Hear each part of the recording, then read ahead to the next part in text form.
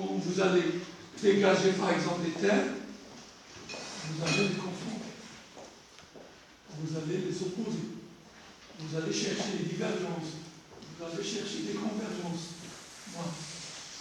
Très important. Même si vous restez au niveau descriptif. On va voir tout à l'heure, si vous nous suivez bien, on va y arriver. On va y aller petit à petit. Quand vous perdez le fil, vous dites, monsieur, je n'ai pas compris comment vous avez dégagé ce point après. Deuxième point toujours, là, il y a 3 grandes stratégies. Écrire, questionner, et j'ai écrit en gras, annoter, parce que c'est ce qui nous intéresse dans la recherche. Voilà, annoter, là je vais les annotations. Comment on fait? Et j'ai donné 2 exemples. Il y a plusieurs analyses.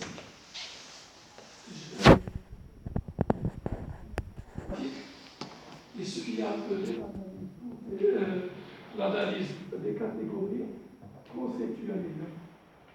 Catégorie, ce qu'on traduit en arabe, le marolèse. Chose comme ça. Voilà, c'est un terme qui est utilisé en linguistique.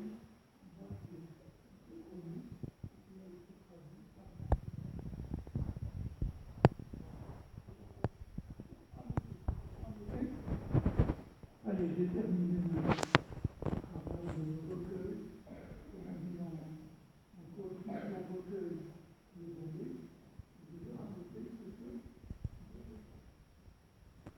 Il y a 5 éléments que vous devez comprendre.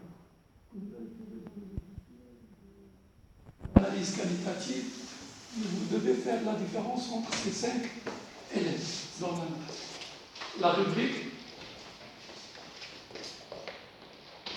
très important, comprendre ce que ça veut dire pour classer les données. Deuxième point, le thème.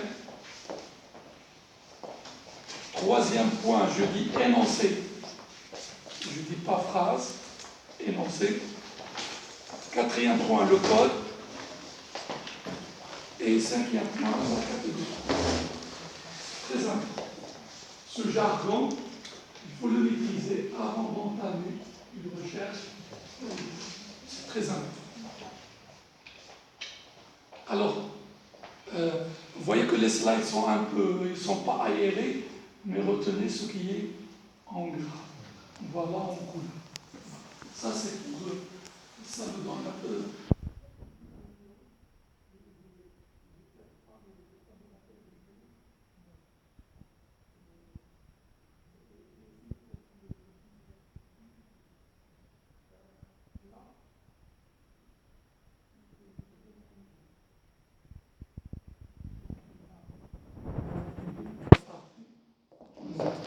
Qui veut concilier entre la vie familiale.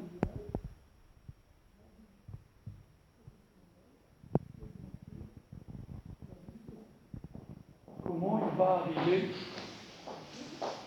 بالنسبة لهذه المرأة كيفاش يمكن لها توفق بين الحياة العائلية، الحياة المهنية، الحياة الاجتماعية.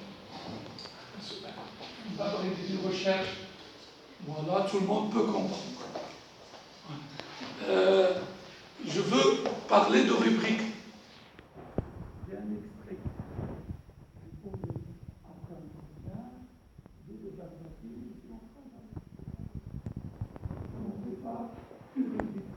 J'ai choisi une rubrique, la rubrique vie familiale, ou bien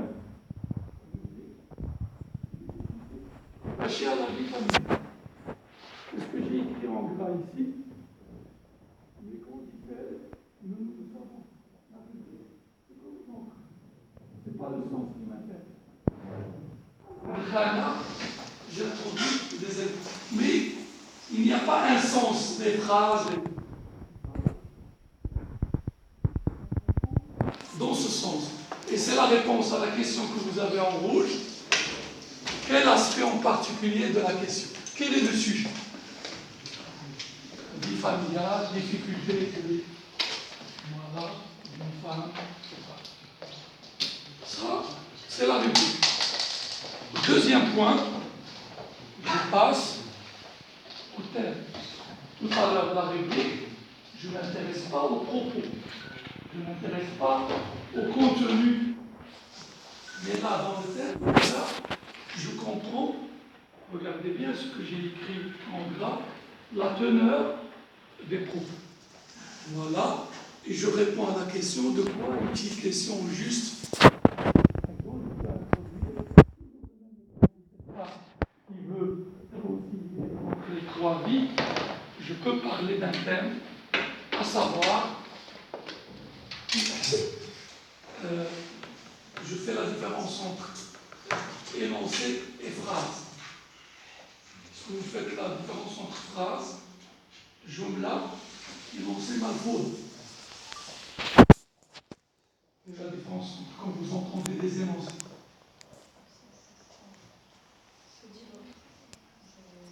Dans une phrase, mais oui, quand tu es proche, oui. Pas la reformulation.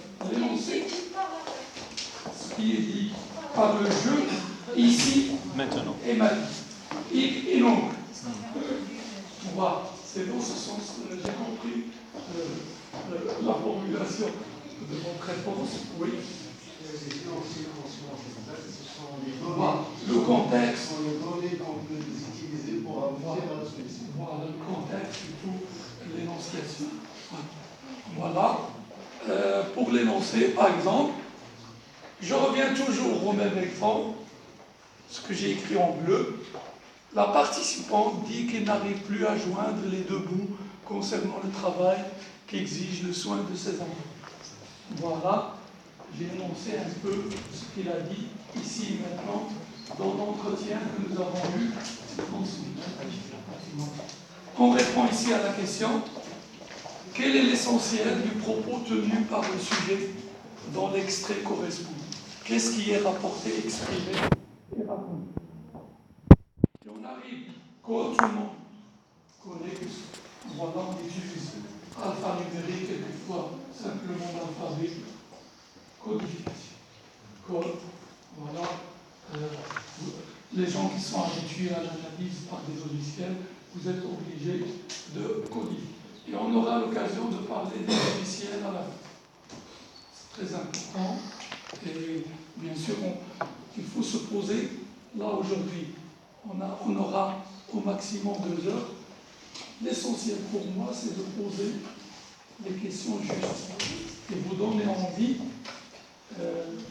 d'utiliser des recherches qualitatives, d'adopter des recherches qualitatives.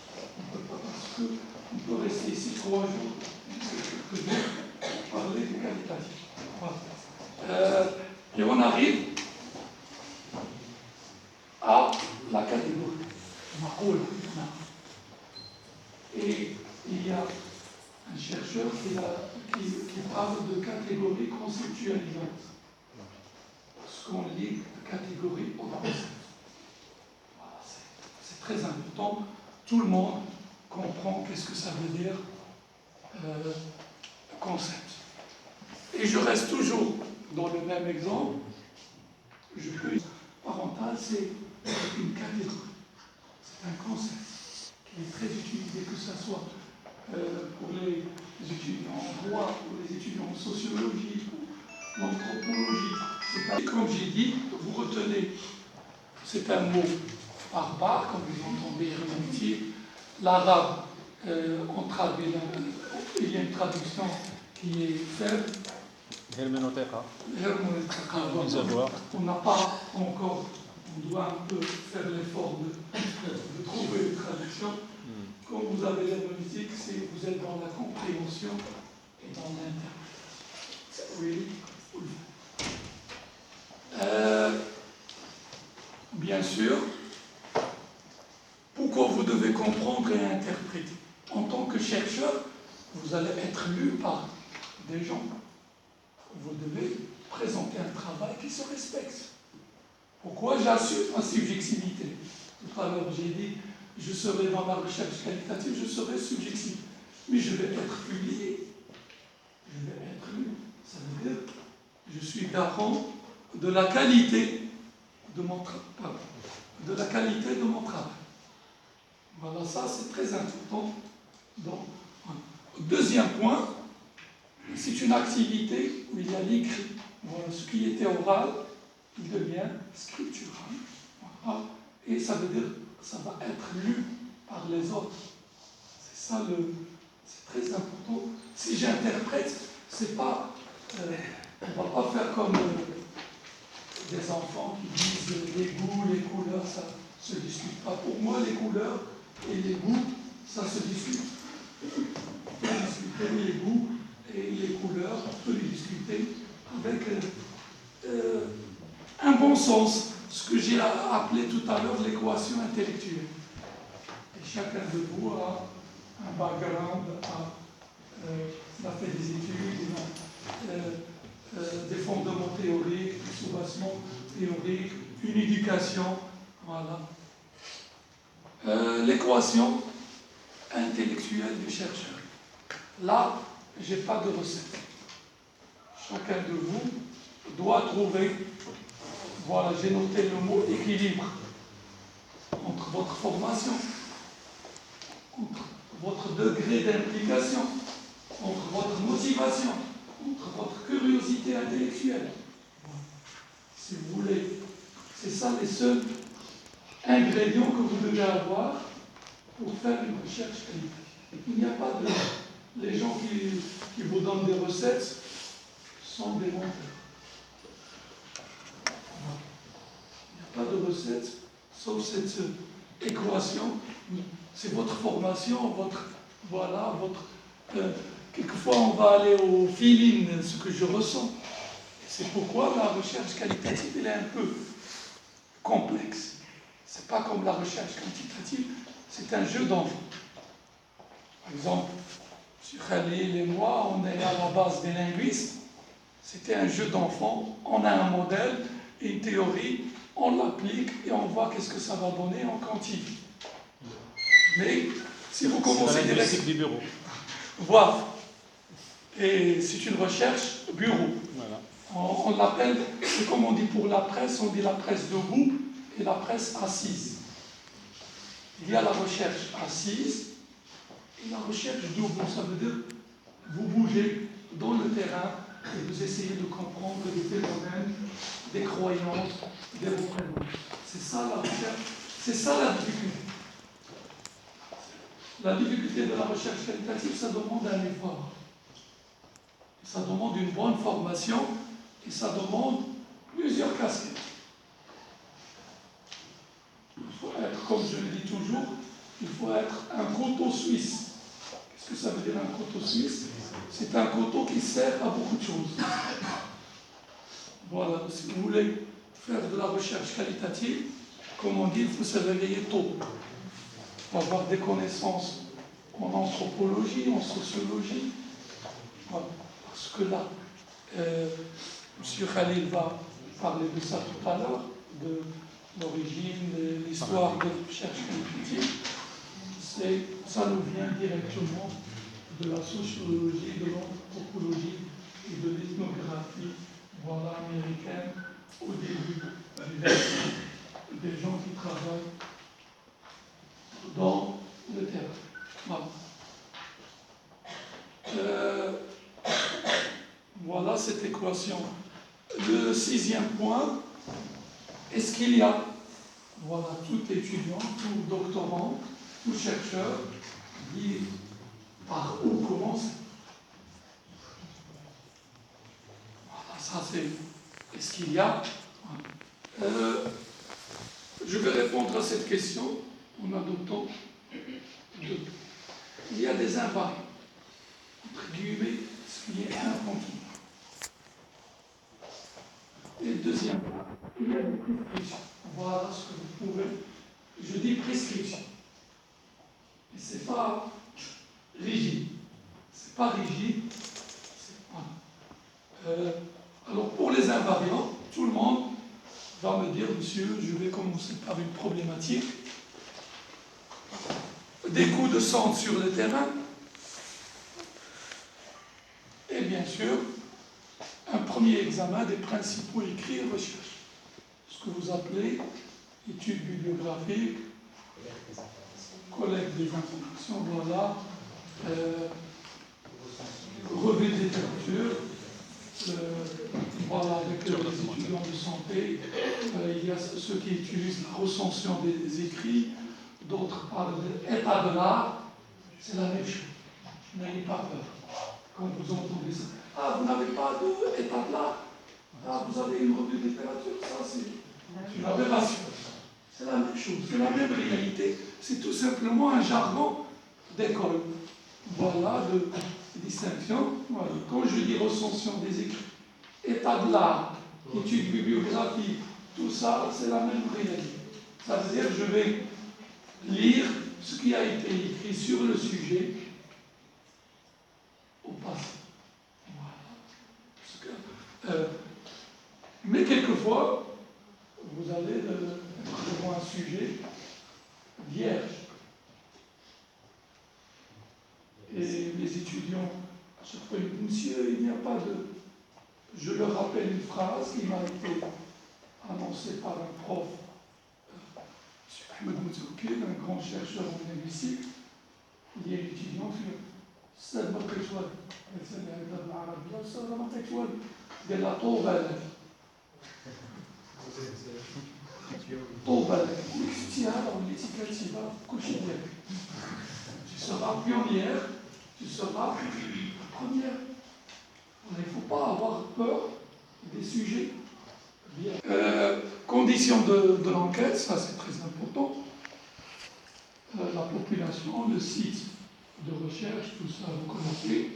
Et bien sûr, les opérations d'analyse et bien sûr les résultats doivent être bien présentés. Ça, c'est très important. En gros, c'est ce qu'on doit trouver dans une recherche qualitative. Voilà le dernier point pour terminer. Qu'est-ce qu'une recherche qualitative? Voilà, pour vous donner une idée un peu. Le caractère évolutif de la recherche qualitative. Et là, ça me donne l'occasion de vous parler de la théorie ancrée. Nadaria Racia. Voilà, Nadaria Racia. Voilà, en racine, grounded en anglais. C'est-à-dire la base de la recherche. Alors, pourquoi je vais parler de cette théorie-là? Parce que les logiciels que vous allez utiliser, il y a des logiciels pour l'analyse qualitative, bien sûr. Ça, c'est une nouveauté. Les gens qui disent non, il n'y a que le quantitatif. Voilà. Il y a des logiciels, on parlera de 2 ou 3. Si vous n'avez pas une idée sur ces théories, vous n'allez pas comprendre. Quand on va vous dire dans ce logiciel catégorie, vous n'allez pas comprendre ce que ça veut dire catégorie. Si on vous dit code, vous n'allez pas comprendre. Mais vous devez la rattacher à la théorie ancrée de 2 messieurs qui ont commencé il y a très longtemps, dans les années 70, mais qui continuent à travailler. Ces 2 messieurs incontournables dans la recherche qualitative. Ils ont théorisé un peu la recherche qualitative. C'est Glaser et Strauss, des anthropologues, sociologues, ethnologues. Ça, c'est la base de la recherche qualitative. Vous allez trouver des livres en anglais. Et ce sont des chercheurs incontournables. Même là, c'est américain. Vous allez trouver les Canadiens qui ont repris ça. Et ils ont fait évoluer. Voilà. Comme je vais vous le montrer ici. Lui, il parle de la théorie ancrée. Ça veut dire pour lui, toute recherche qualitative, elle est empirique, inductive. On fait ça sur le terrain.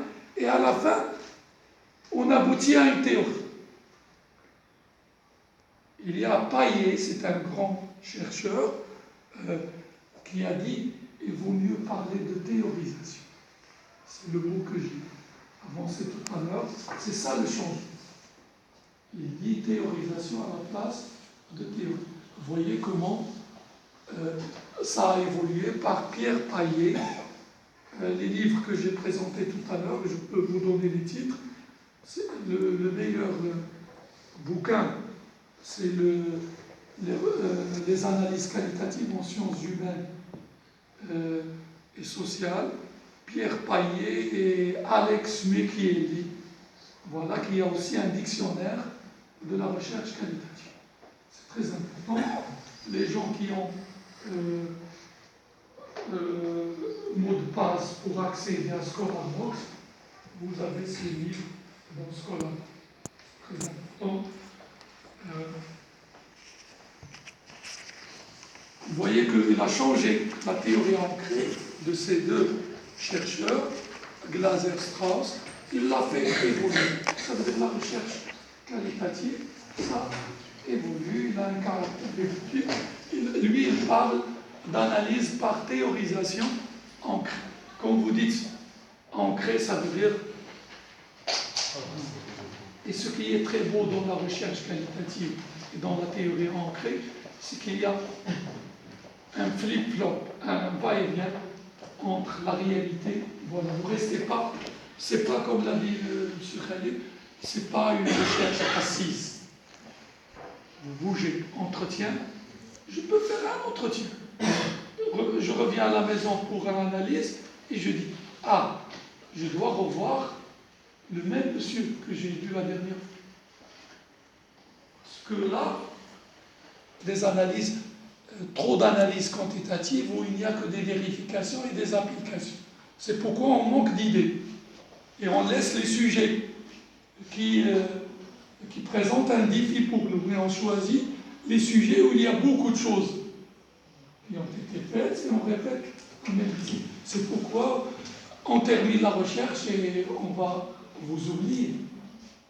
On va dire cette recherche, ça y est, il a eu son doctorat.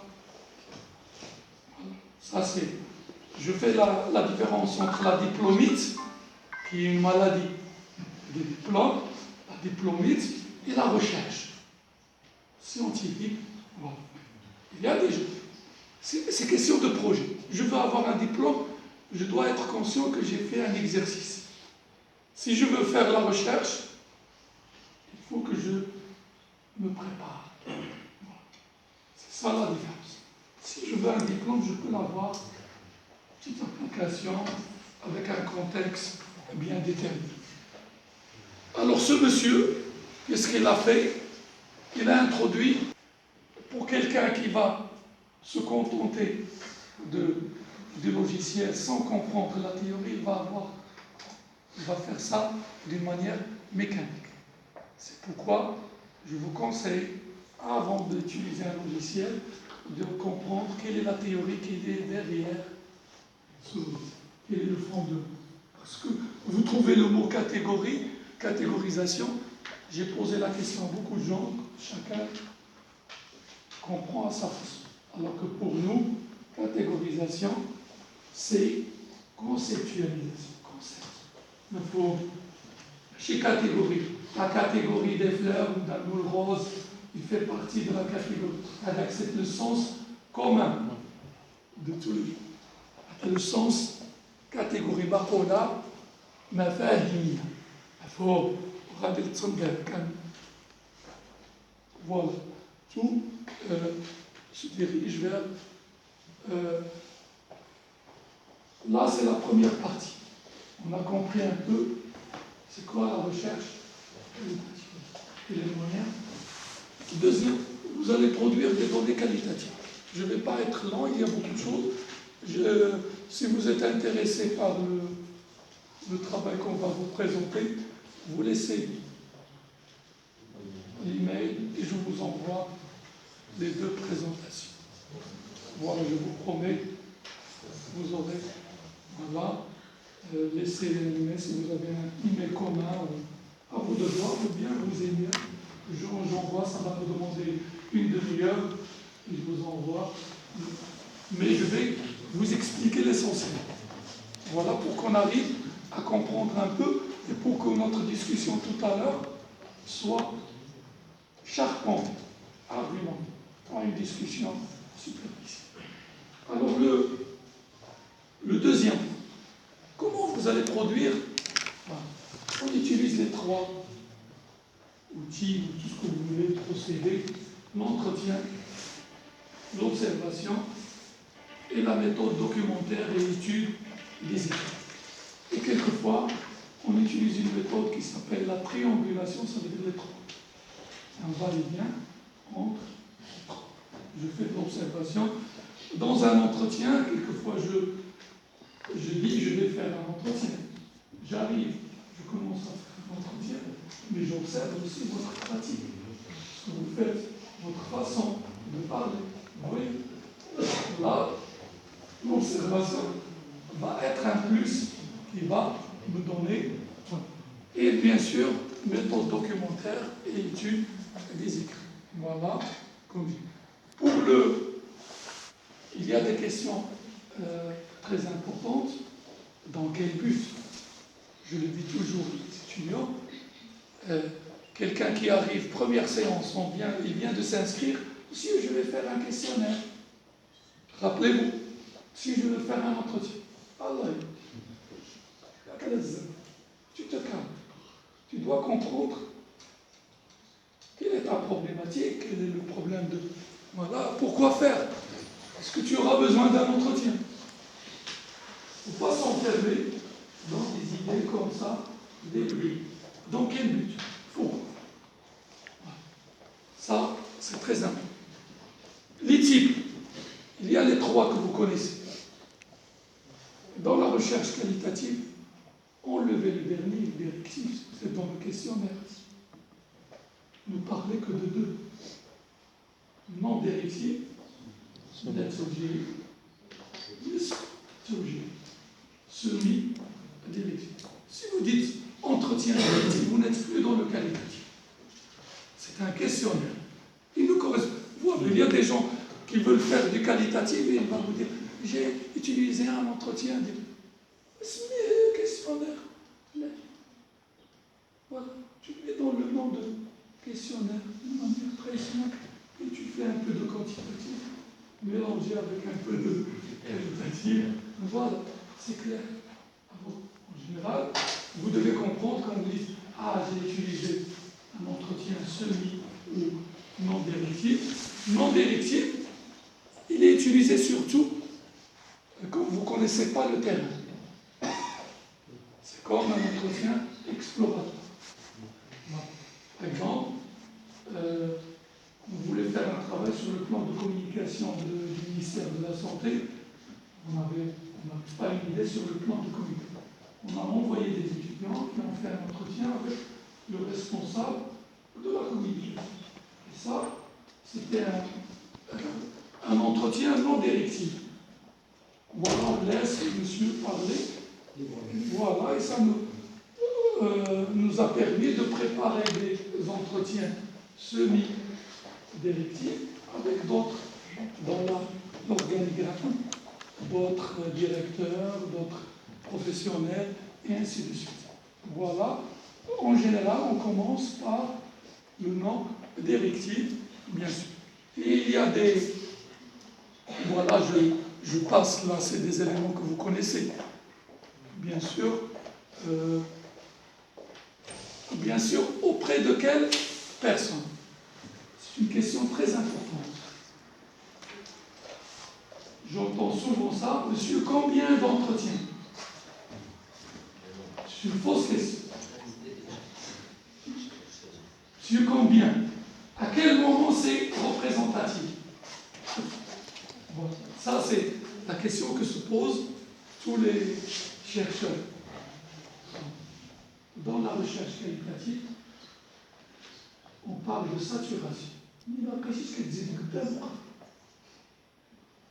c'est la répétition. On ne va pas dire 25 dès le début. Ça arrête, ça veut dire je me suis à 5 entretiens, la conceptualisation n'avance pas, je m'arrête. Ce n'est pas la répétition. Ah, dès le début, je dis 30. Pour les licences, etc., on insiste à ça, sur ça. Mais attention, il ne faut jamais poser cette question au niveau du doctorat à un professeur. Monsieur, combien de... Une fausse question. S'il vous donne la réponse, ça veut dire qu'il n'a pas compris la question. sur combien. Là, il faut chercher, il y a le critère, c'est toujours Glaser, les deux pionniers, il parle de saturation théorique. Vous continuez les entretiens jusqu'à qu'il y ait. Voilà. Quelquefois, dans des structures, dès le début, vous savez qu'il y a 5 personnes. Déjà, c'est saturé. Mais vous devez chercher d'autres manières de chercher l'information. Je ne parle pas quand c'est saturé dès le début, ce n'est pas ce que je dis. À ce service, il y a 5 personnes. C'est comme quelqu'un qui a posé la question à une étudiante dans une soutenance, il lui a dit mais 5, ce n'est pas suffisant. J'ai répondu dans cette section, il y a 5. Ça veut dire que c'est 100%. Il va saturer les professionnels qui existaient dans cette structure. On a les 5. Mais la saturation conceptuelle, ça veut dire quand vous vous arrêtez, vous ne avancez plus. Il n'y a plus de. Voilà. Bien sûr, l'anonymat, je ne vais pas vous. Tout ça, c'est. L'entretien n'est pas.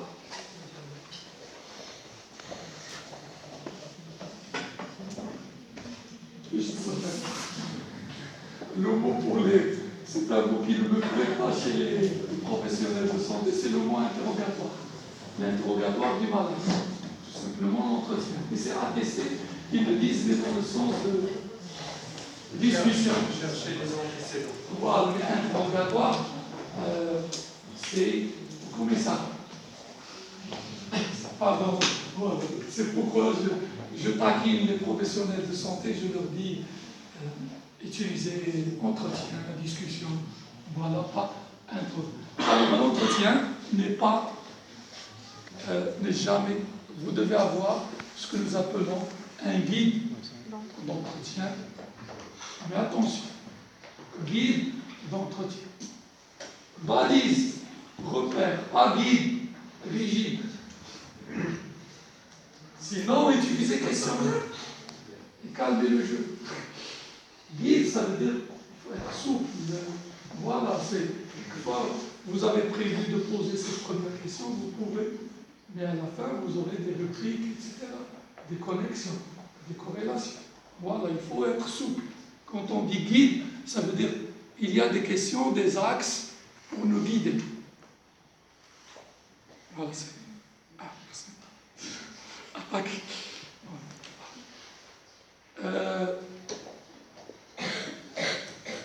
Dans les entretiens, ça dépend du sujet. La consigne, par exemple, un entretien, si je veux étudier par exemple les représentations sociales, je commence par que représente pour vous la date métier. Voilà. Si je suis dans le narratif, j'attends un récit de vie, je vais vous dire, est-ce que vous pouvez me raconter comment votre mari vous traite, quelque chose comme ça. Si on regarde, vous participez. Quelquefois, vous observez sans participer. Quelquefois, vous êtes un co-chercheur, vous êtes quelquefois un chercheur qui est... Voilà. Et Khalil aura l'occasion de parler de ça dans le cadre de la recherche-action. Quelquefois, vous êtes en dehors. Quelquefois, vous êtes dedans. Vous voulez changer votre structure. Vous voyez la différence.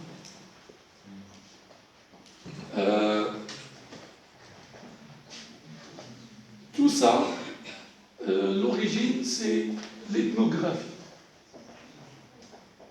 Et les ethnographes, pourquoi la recherche qualitative? Parce qu'il est coûteuse, il demande une implication. Il faisait une immersion, il passait 1 mois, 1 année quelquefois avec des gens pour les étudier. C'est pourquoi on n'a pas beaucoup de temps pour la recherche. Il est coûteuse, voilà. Il faut s'impliquer plus.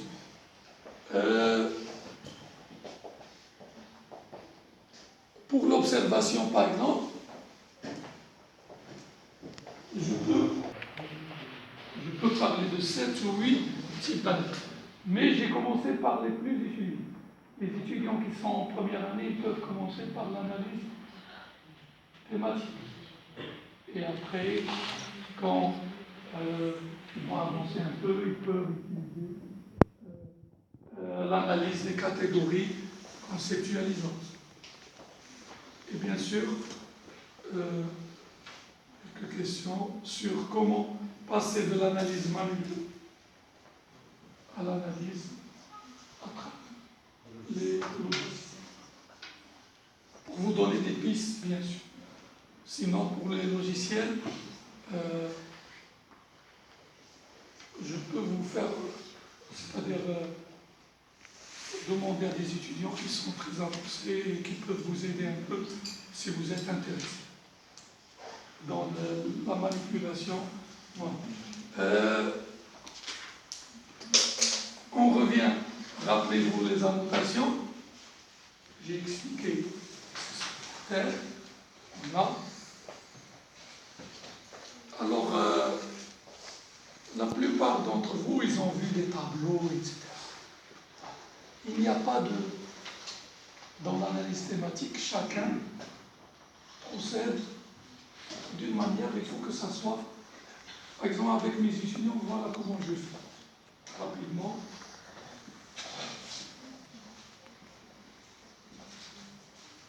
J'ai une problématique X, etc. Voilà. Et on transcrit.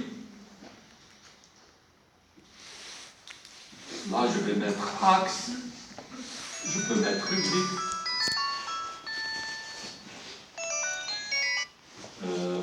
En relation avec le guide de l'entretien. J'ai des rubriques, j'ai des axes, tout ce que vous voulez. Et bien sûr, dans chaque rubrique, il y a des questions. Par exemple, je vais dire axe 1.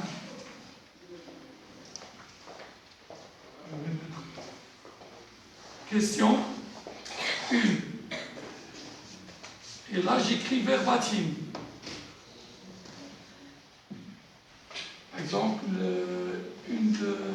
entretien avec des étudiants.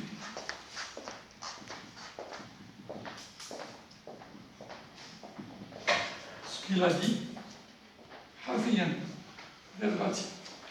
Étudiant 2, étudiant 3,